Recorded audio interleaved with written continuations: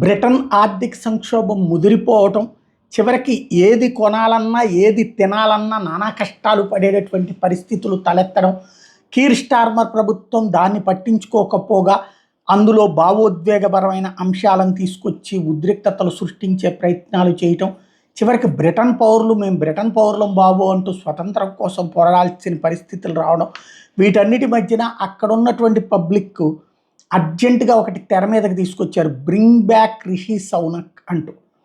Keir Starmer మీదన విరక్తి చెందినటువంటి వాళ్ళు ఇప్పుడు రిఫార్మ్ యూకే వైపుకి వెళ్తుండగా, ప్రస్తుతం ఉన్నటువంటి సిచ్యువేషన్లో బ్రిటన్ని కాపాడగలిగినటువంటి వాడు రిషి సౌనక్కే.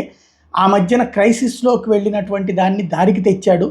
అయితే అతన్ని నిలుపుకోలేకపోయాం. ఆ వెంటనే ఎన్నికలకు వెళ్ళడం వల్ల అతను వద్దనుకుని లేబర్ పార్టీకి ఇస్తే ఇప్పుడు వీళ్ళు కాస్త సర్వనాశనం చేసేశారు. కాబట్టి మళ్ళీ రిషి సౌనక్ వస్తేనే బ్రిటన్ బాగుపడుతుంది అంటూ పెద్ద ఎత్తున సోషల్ మీడియాలో క్వశ్చన్స్ చేస్తున్నారు, ట్రోల్ చేస్తున్నారు.